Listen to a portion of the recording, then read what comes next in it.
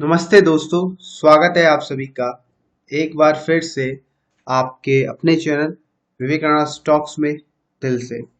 अगर आप चैनल में नए हैं तो चैनल को सब्सक्राइब कीजिए, साथ में ऑल नोटिफिकेशन बेल को क्लिक करना ना भूलना ताकि कोई अपडेट आपसे मिस ना हो सके। साथ में आप अपने टेलीग्राम, ट्विटर, इंस्टा फॉलो कर सकते हो। सभी लिंक्स आपको नीचे मिल जाएंगे। तो दोस्तों ध्यान से सुनना। हाँ, 20 पैसे का शेयर बन चुका है मल्टीबैगर। स्टॉक ने 4000% का रिटर्न दे कमा के दिया है। ठीक है, आप देखिए 4700% का हाई लगा है 9 रुपए का। राइट, अभी स्टॉक अभी 5 रुपए ट्रेड कर रहा है। और ध्यान से सुनना, ठीक है। जो लोग कहते हैं कि पेनी स्टॉक में नथिंग है, कूड़ा होता है, कुछ नहीं होता है, ये वो एक रियल एग्जाम्पल सेट करता है उन लोगों के लिए जो लोग पेनी स्टॉक्स में सोचते हैं कि हम पेनी स्टॉक्स में पैसा डाल के मल्टीप्लाई कर सकते हैं पैसा, जैसे मैं हूं उनमें से एक। ठीक है, कि loss making to profitable business को कैसे बनाया जाता है वो पेनी स्टॉक से सीखो, छोटी कंपनी से सीखो। ये कंपनी लॉस मेकिंग थी, जैसे मैं आपको बोलता था ना, बहुत सारी पेनी स्टॉक्स जो अभी के टाइम में लॉस मेकिंग है। ठीक है, मैं आपको हमेशा कहता हूँ ना, कंपनी की प्रॉफिट मत चेकआउट किया करो पेनी स्टॉक्स में, क्योंकि अभी वो लॉस ही दे रहे होंगे। That's why they are penny stocks. Simple सा क्वेश्चन का सिंपल आंसर। लेकिन फ्यूचर में हम को पता है, मतलब देखो, रिसर्च करोगे तो आपको धीरे धीरे नॉलेज और समझ आना स्टार्ट हो जाती है। हाँ, वो प्रॉफिटेबल बन जाएगा तो फ्यूचर में वो डेफिनेटली एक अच्छा खासा आपको प्रॉफिट दे सकता है, जैसे ये कंपनी दिया, और प्राइस आपका सीधा रॉकेट। राइट, अब स्टॉक का नाम देख लो, सिमिट्स and founder India limited. I think मैंने वीडियो पहले बनाया, एग्जैक्टली कहां बनाया था नीचे कमेंट कर सकते हो अगर आपको पता है। अब इस प्राइस रेंज में ट्रेड कर रहा है, यहाँ क्या बाय करना चाहिए चार्ट से बताऊंगा। उससे पहले आप कंपनी का प्रॉफिट देखो जो मैं आपको बताना चाहता हूँ। ठीक है, प्रॉफिट आप ना जब पेनी स्टॉक को देख रहे हो तो शुरू में मत देखा करो।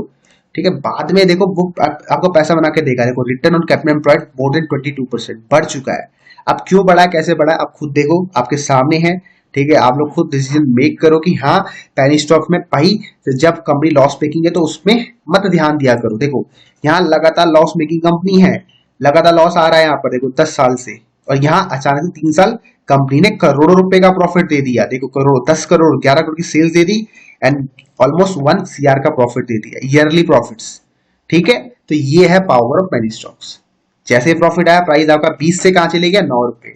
ठीक है, इमेजिन कर सकते हो ये स्टॉक बड़े स्टॉक्स में आ सकती है। और इमेजिन कर लो, अगर अगले 3-4 साल स्टॉक के अच्छे हो गए और 5-6 करोड़ का गलती से कंपनी ने एक साल में प्रॉफिट जनरेट कर दिया, तो जिस व्यक्ति ने 20-25% स्टॉक को बाय करा हुआ है और प्राइस अगर 5 से 50 हो गया, तो उसको कितने परसेंट का रिटर्न आएगा आप अपनी सपनों में भी नहीं सोच सकते।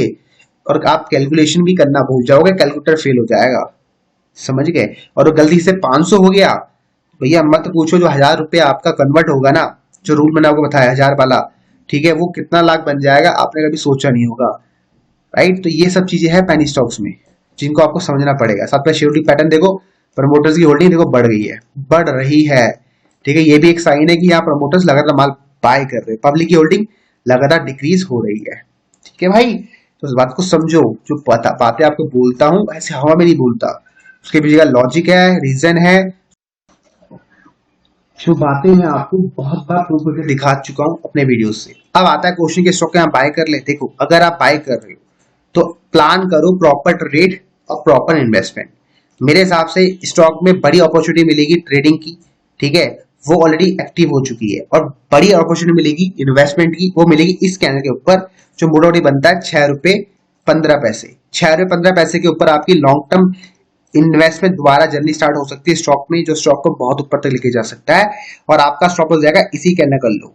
ठीक है, और अगर आपको ट्रेडिंग अपॉर्चुनिटी ढूंढनी है तो इस प्राइस में स्टॉक को बाय कर सकते हो और यही आपका एसएल रहेगा। अब आप बोलोगे सर, आपने सेम स्टॉप लॉस दिया लेकिन आपने बोला कि इन्वेस्टमेंट यहां करो और आप ट्रेडिंग यहां करो, तो आपने ऐसा क्यों बोला? आपने क्यों नहीं बोला कि विवेक, मतलब मैं आपको एग्जाम्पल बता रहा हूं, विवेक नाम है किसी का,